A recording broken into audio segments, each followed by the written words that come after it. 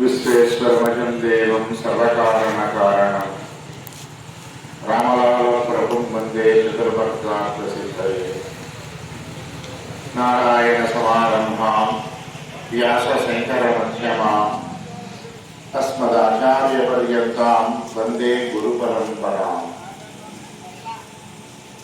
ప్రత్యాలీఢ పదార్పితాంగ్రిశవర ఘోరాట్టహాసామరా ఖడ్గేంద్రీవరకర్త్రికర్పరభుజా ఓంకారబీజోద్భవా సర్వానీలవిశాలపింగళజగా యోగైకనాగైర్యుతా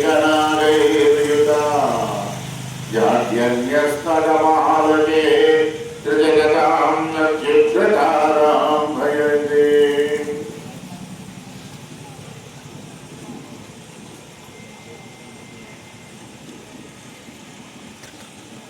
నా గురువులు, పరమ గురువులు,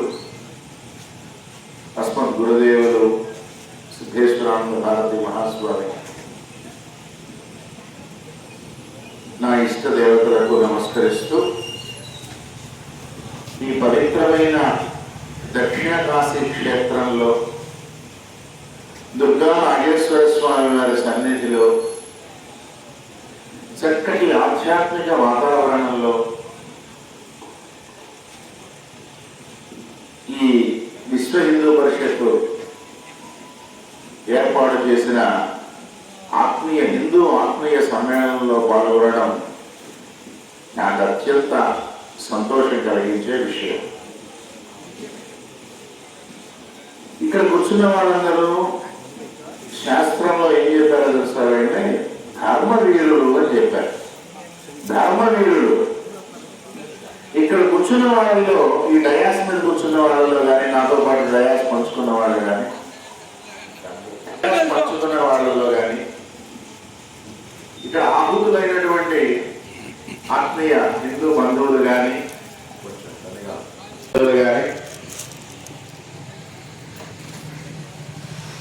ఇక్కడ ఎవరు కూడా డబ్బులు వస్తాయనో, వ్యాపారం చేద్దామనో, ఆర్థికంగా ప్రయోజనం పొందుదామనో కూర్చున్న వాళ్ళు, పనిచేస్తున్న వాళ్ళు కాదు. ఎందుకు ఆశీర్వదయ్యారు ఇంతమంది? ఇంటి దగ్గర ఏదో సినిమా చూస్తూనో, అందరిలోనూ టీవీలు ఉన్నాయి, సినిమా చూస్తూనో, స్నేహితులతో కాలక్షేపం చేస్తూనో, లేదా ఏదైనా వృత్తి ఉద్యోగ వ్యాపారాలు చేస్తూనో డబ్బు సంపాదిస్తూనో ఉండొచ్చు కదా. అలాగే డయాస్ మీద నాతో పాటు కూర్చున్నటువంటి ప్రచార ప్రముఖులు, మండల అధ్యక్షులు, జిల్లా అధ్యక్షులు, సమరస్వారు, వీళ్ళందరూ కూడా వాళ్ళ సమయాన్ని త్యాగం చేసి ఎలాంటి ప్రయోజనం ఆశించకుండా నలుగురు హిందువులు ఒక చోట కలవాలి అని హిందువుల యొక్క ఆత్మీయ సమ్మేళనాన్ని ఏర్పాటు చేయడానికి పూనుకునడం అంటే వాళ్ళు చేస్తున్న పని ధర్మరక్షణ యజ్ఞం. ఈ ధర్మరక్షణ యజ్ఞంలో పాల్గొనే వారందరూ ధర్మవీరులు. వీరు చంద్రజీవులు కాదు, శివాజీ వారసులు. ప్రపంచాన్ని ఆశ్చర్యపరిచిన మహాయోధుడైన రాణా ప్రతాప్ రక్తం మనలో ప్రవహిస్తోంది. ఛత్రపతి శివాజీ మహారాజు రక్తం మనలో ప్రవహిస్తోంది. అందుకే మనకి వ్యక్తిగతంగా ఎలాంటి ప్రయోజనం లేకపోయినా ధర్మం రక్షించబడాలి అనే కాంక్షతో ఇక్కడ వచ్చి కూర్చున్నాను. అవునండి, అలా కాదా?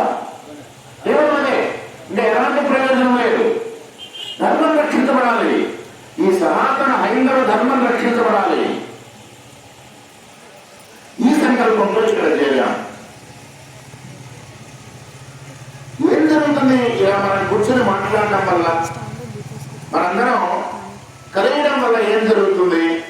ఎవరి మీద యుద్ధం ప్రకటిస్తున్నావా, లేదన్నా ఎవరికైనా వ్యతిరేకంగా పోరాటం చేయడం కోసం కూర్చున్నావా? కానే కాదు. నలుగురు హిందువులు, 30 మంది హిందువులు ఒక చోట కలిస్తే మహాద్భుతమైన శక్తి పుడుతుంది దాంట్లోంచి. అంతకు పూర్వం లేనటువంటి అద్భుతమైన శక్తి పుడుతుంది. ఆ శక్తి సనాతన ధర్మంతో కూడిన సమాజాన్ని నిర్మాణం చేస్తుంది. సమాజ వికృతులుగా ఈనాడు సమాజానికి శాపాలుగా దాపురించినటువంటి విధర్మీయుల పనిపడుతుంది ఆ శక్తి.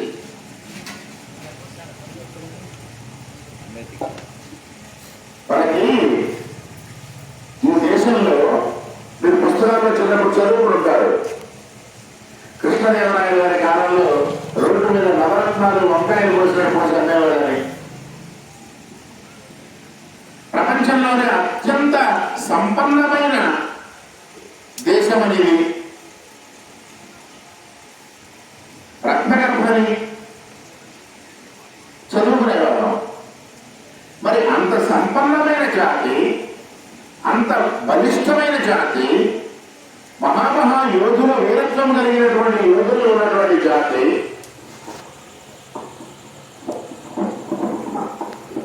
1000 సంవత్సరాల పాటు మనం బానిసత్వంలోకి వెళ్ళాము. ఎలా విధర్మీయులు మన దేశాన్ని ఆక్రమించుకోగలిగారు? మన పట్టణాల్లో, మన నగరాల్లో, మన పల్లెల్లో, మన ఇంటి పక్కన కూడా చేరిపోయారు విధర్మీయులు. ప్రపంచానికి జ్ఞాన మార్గం నేర్పినటువంటి సనాతన ధర్మం పుట్టినటువంటి ఈ దేశంలో ఒక చిన్న పుస్తకం కూర్చొని మనకి నీతి వాక్యాలు చెప్పడానికి వస్తారు, మన ఇంటి పక్కనే ఉంటాడు. ఆ అవకాశం రావడానికి కారణం ఏంటి? మన గోమాతలు ఆక్రమణ జరుగుతుంటే, గోమాతల్ని తరలిస్తుంటే, గోవుని రాక్షసంగా కషాయతనంగా దాన్ని సంహరిస్తుంటే, గోమాంతర యొక్క మాంసాన్ని భుజిస్తుంటే, గోమాతల యొక్క మాంసాన్ని ఎక్స్పోర్ట్ చేస్తుంటే మన కళ్ళ ముందే చేవ చచ్చిన జాతిలాగా చూస్తూ ఊరుకునే పరిస్థితి ఎందుకు వచ్చింది? మీరు చెప్తే ఆశ్చర్యపోతారు. ఇరాన్, ఇరాక్, ఆఫ్ఘనిస్తాన్ ఆ ప్రాంతాల నుంచి, ఖైబర్ కనుమల నుంచి మన దేశం మీదకి దండయాత్రకు వచ్చినటువంటి విధర్మీయులు ఎంత క్రూరంగా ప్రవర్తించారంటే మన పట్ల. మన శ్రద్ధా కేంద్రాలయాలైన ఆలయాలను తగలబెట్టారు, మన గోమాతల్ని హింసించారు, మన ఆడపడుచుల మాన ప్రాణాలు హరించారు. ఇదంతా చరిత్ర చెప్తున్న సత్యం. ఏ దేశం మీద జరగనని అఘాయిత్యాలు మన మీద జరిగినాయి. ఏ దేశము స్త్రీల మీద జరగనని అఘాయిత్యాలు మన దేశము స్త్రీల మీద, మన హిందూ స్త్రీల మీద జరిగినాయి. ఏ దేశము ప్రార్థనా మందిరాల మీద జరగనటువంటి దాడులు మన హిందూ ప్రార్థనా మందిరాల మీద జరిగినాయి. మన కళ్ళ ముందు జరిగినాయి. నిన్న మొన్న బంగ్లాదేశ్ లో చూసాం మనం. ఫోన్లలో సోషల్ మీడియా పుణ్యం అంటూ బంగ్లాదేశ్ లో హిందువుల పరిస్థితి ఎంత దారుణంగా ఉందో నిన్న మొన్న గమనించాం మనం. సోషల్ మీడియాలో, వాట్సాప్ లో వీడియోలు వచ్చినాయి. ఏమీ చేయలేని నిస్సహాయత. ఎందుకు వచ్చింది ఈ పరిస్థితి? ఇలా మహాపవిత్ర క్షేత్రమై దక్షిణ కాశీ అని పేరుగాంచినటువంటి ఈ క్షేత్రంలో మీరు చూడండి, విమతస్తులు ధైర్యంగా మత ప్రచారం చేసుకునే పరిస్థితి ఎలా వచ్చింది? మన చేతకానితనం కాదా? ఇదే పరిస్థితి దేశం అంతా ఉంది. వినాయకుడు మండపం కట్టాలి అంటే, గణపతిని పెట్టి మనం పూజ చేసుకోవాలి అంటే పర్మిషన్లు కావాలా? మైనారిటీలుగా చెప్పబడే వ్యక్తులు ఏ పనైనా చేయొచ్చా? ఎలాంటి పరిస్థితుల్లో ఉన్నాం మనం? అసలు మనల్ని మనం పరిపాలించుకుంటున్నామా? విదేశీయులు పరిపాలిస్తున్నారా? 100 కోట్ల జనాభా ఉన్నటువంటి హిందూ దేశంలో ఇది మన దేశం, హిందువుల దేశం, వేరే వాటిది కాదు. ఎక్కడెక్కడో ఎడారుల్లో పుట్టిన మతాలకు చెందినటువంటి దేశం కాదు ఇది. పరమ పవిత్రమైనటువంటి అమృతపుత్రులైన హిందువులు పుట్టే దేశం ఇది. ఈ హిందూ దేశంలో గోమాతల ఆక్రమణ ఎందుకు వినిపిస్తోంది? ఎందుకు మనం మరయనపడ్డాం? ఎందుకు దాన్ని ఆపలేకపోతున్నాం? చిన్న చిన్న మన నుంచి విడిపోయినటువంటి చిన్న చిన్న దేశాల్లో హిందువుల ఆక్రమణలు, వాళ్ళ ధనమాన ప్రాణాలు హరించడాన్ని మనం చూస్తూ చేవ తెచ్చిన జాతిలాగా ఎలా ఉన్నామో. లోపం వల్ల జరుగుతోంది ఇది. ఆ లోపాన్ని పూడ్చడానికే ఈ హిందూ ఆత్మీయ సమ్మేళనం. మీకు తెలుసో లేదో మిత్రులారా, ఒక 100 సంవత్సరాల క్రితం మన దేశపు విస్తీర్ణం 71 లక్షల చదరపు కిలోమీటర్లు. 71 లక్షల చదరపు కిలోమీటర్లు ఒక 100-200 సంవత్సరాల క్రితం. ఇప్పుడు ఎంతో తెలుసా? కేవలము 32 లక్షల చదరపు కిలోమీటర్లు మాత్రమే. కొంచెం చిల్లర ఒక 50,000 అటు ఇటుగా చెప్తున్నాను నేను. అంటే 71 లక్షల చదరపు కిలోమీటర్లు ఎక్కడ, 31 లక్షల చదరపు కిలోమీటర్లు ఎక్కడ? సగం కంటే తక్కువ, సగం కంటే తక్కువ. మన స్థలంలో మన పొలంలో గట్టేసాం, పక్కనోడు వచ్చి ఆ గట్టు కొట్టేసి ఓ 2 అడుగులు లోపల వచ్చి ఇంకో గట్టేశాడు. ఊరుకున్నావా? ఎకరం పొలం ఉండాల్సింది 90 సెంట్లు అయింది, 10 సెంట్లు లాగేసాడు. ఊరుకుంటామా? వ్యక్తిగత ప్రాణం పోయేదాకా పోరాడతాం మనం కదా. గట్టు కోసం ప్రాణాలు పోయినటువంటి సందర్భాలు ఉన్నాయి, అంగుళం స్థలం కోసం పొడుచు చచ్చిపోయిన సందర్భాలు ఉన్నాయి. మరి 71 లక్షల చదరపు కిలోమీటర్లు సగానికి పైగా భూభాగం పోతే ఏం చేసాం మనం? ఎవరికి పట్టాల. విమతస్తులు మతం పేరుతో దేశాన్ని మొక్కలు చేసి, భారతమాత యొక్క భుజాన్ని మొక్కలు చేసి, ఒక పక్క బంగ్లాదేశ్ గా, ఇంకొక పక్క పాకిస్తాన్ గా, ఇంకొక పక్క ఆఫ్ఘనిస్తాన్ గా మొక్కలు చేసి తీసుకుపోతుంటే నిస్సహాయంగా మిగిలిపోయింది హిందూ జాతి. ఎలా మన భూమిని మనం సంపాదించుకోవాలి? గట్టు దాటి వచ్చాడు వాడు, ఎలా వెనక్కి పంపించాలి? మన భూమిని మనం ఎలా సంపాదించుకోవాలి? అఖండమైన హిందూ రాజ్యం ఎలా ఏర్పడాలి? అఖండ హిందూ రాష్ట్రం ఎలా ఏర్పడాలి? సనాతన ధర్మం కాషాయ జెండా పరిపాలించేటువంటి రాష్ట్రం ఎలా ఏర్పడాలి? రాజ్యం ఎలా ఏర్పడాలి? దీని గురించి తరతరాలుగా మన పూర్వులు ఆలోచిస్తూనే ఉన్నారు, పోరాటం చేస్తూనే ఉన్నారు.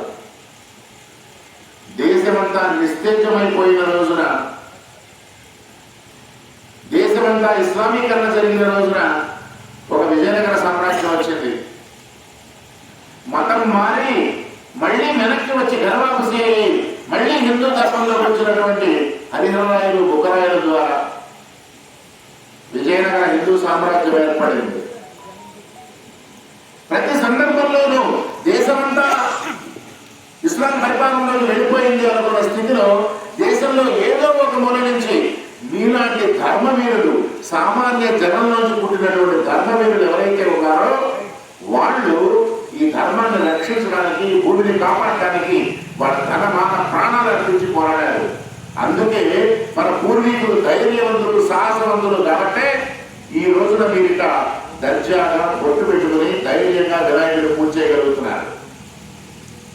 లేదు మన పూర్వీకులే కనుక పిరిగి వాళ్ళంటే, మన పూర్వీకులు డబ్బు కోసము, ప్రాణం కోసము మతం మారి ఉంటే ఈ రోజున మీరు బొట్టు పెట్టుకోగలిగేవాళ్ళ?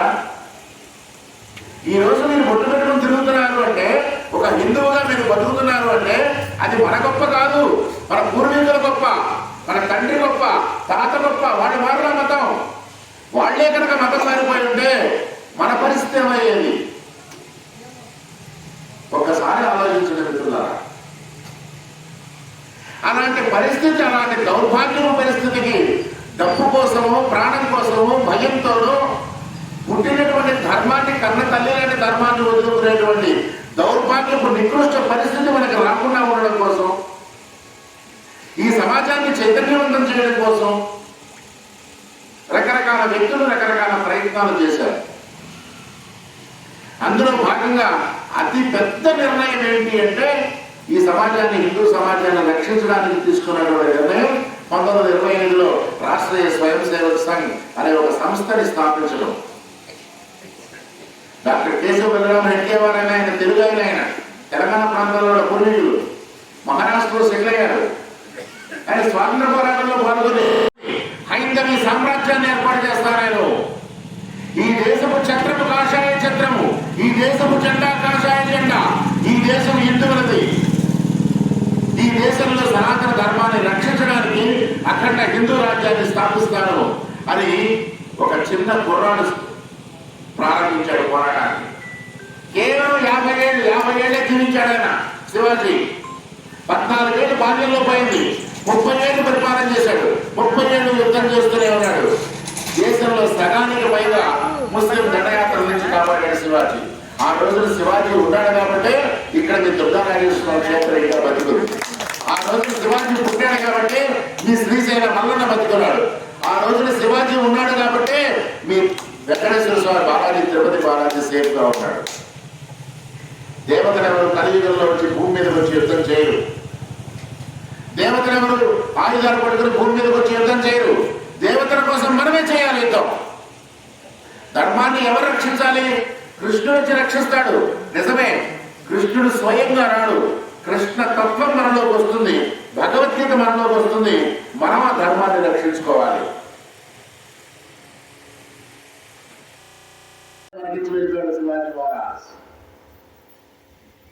తన వంచని హిందూ యోధుల యొక్క పౌరుషాన్ని మిగిల్చి వెళ్ళాడు శివాజీ. అందుకని ఆయన సామ్రాజ్య దినోత్సవాన్ని హిందూ సామ్రాజ్య దినోత్సవంగా జరుపుకోండి, ఇలా పందిరేసి జరపండి ఊరు వాడ అని చెప్పాడు. ఇలా రెండో ఉత్సవం ఏం చేయమని చెప్పాడు తెలుసా? గణపతి నవరాత్రులు చేయండి. ఆ గణపతి నవరాత్రులు ఎలా చేయమన్నాడు? సామూహికంగా చేయమన్నాడు.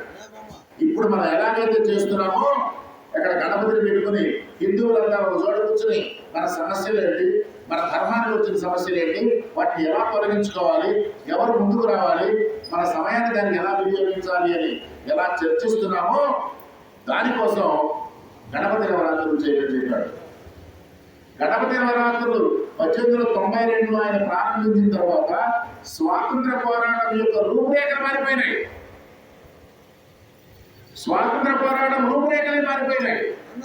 బ్రిటిష్ వాడు బయటికి వెళ్ళక తప్పని పరిస్థితి ఏర్పడింది. స్వాతంత్ర పోరాటానికి గణపతి నవరాత్రులు దోహదపడినాయనే విషయం టెక్స్ట్ బుక్స్ లో ఎక్కడా కనబడదు. ఎందుకు కనబడదు? అది హిందువుల విజయం కదా, పుస్తకాల్లో కనబడకుండా చేశారు. ఆ వారసత్వాన్ని ఇప్పుడు మనం కొనసాగిస్తున్నాం. అయితే మన దురదృష్టం ఏంటంటే ఆ వారసత్వాన్ని కొనసాగిస్తూనే మనం సైడ్ ట్రాక్ పక్కకి వెళ్ళిపోతాం. ఎలా పక్కకి వెళ్తాం చూడండి. క్రిస్టియానిటీకి సంబంధించినంత ఊరేగింపు జరుగుతుంది. ఎక్కడైనా సినిమా వాళ్ళు కనపడతాయా? ముస్లిమ్స్ వాళ్ళని చూసి నేర్చుకోవాలి. ముస్లిమ్స్ కి సంబంధించినటువంటి ఊరేగింపు జరుగుతుంది. ఎక్కడైనా రికార్డింగ్ డాన్సులు, అశ్లీలమైన పాటలు వినిపిస్తాయా? మనకెందుకు గణపతి నవరాత్రుల్లో ఆ దౌర్భాగ్యం? మనకెందుకు ఈ దౌర్భాగ్యం? గణపతి నవరాత్రుల్లో సినిమా పాటలు, అశ్లీల డాన్సులు సైడ్ ట్రాక్ అవుతున్నాం. మనం పక్కకి వెళ్ళిపోతున్నాం. కాబట్టి మనని చైతన్యపరచడానికి, మన వీపు మీద తట్టి మనని నిద్ర లేపడానికి విశ్వ హిందూ పరిషత్ ముందుకు వచ్చింది. విశ్వ హిందూ పరిషత్ వాళ్ళు ఇలాంటి కార్యక్రమం ఎందుకు ఏర్పాటు చేశారంటే మనం ఒకసారి ఎప్పటికప్పుడు మనం చర్చుకుంటూ ఉండాలి, లేదంటే పక్కకి వెళ్ళిపోయే అవకాశం ఉంటుంది. మనలో ఉన్న చైతన్యాన్ని నిద్ర మీద కొలపాలి. మనం ఏం చేయవలసిన, ప్రాణత్యాగాలు చేయవలసిన. దేశం కోసం మీరు చచ్చిపోయే రోజులు కాదు ఇవి, దేశం కోసం బతికే రోజు. మీరు దేశం కోసం ప్రాణాలు అర్పించండి, దేశం కోసం సమయం ఇవ్వండి. ధర్మం కోసం మీరు ప్రాణత్యాగం చేయవలసిన, ధర్మం కోసం సమయం ఇవ్వండి. ఎలా సమయం ఇస్తాం? ఎవరికి తోచిన రీతిలో వారు సమయం ఇవ్వండి. చిన్న పిల్లలు, పసి పిల్లల దగ్గర నుంచి వాడు చూడండి, దాని మంత్రపుష్పం చెప్పాడు. వాడి వయసు ఎంత? వాడి వయసు ఎంత? మంత్రపుష్పం చెప్పడానికి ప్రయత్నం చేశాడు. ఆ తండ్రి తల్లి ప్రయత్నం చేశారు, వాడికి ధర్మం ప్రచోదనం చేశారు. వాడు తన సమయాన్ని ఆడుకునే సమయంలో వాడి ఇక్కడ గణపతి ముందు కూర్చొని మంత్రపుష్పం చెప్పాడు అంటే ఎంత గొప్ప విషయం అది. ఇది ఋషుల వారసత్వం. ఋషుల వారసత్వం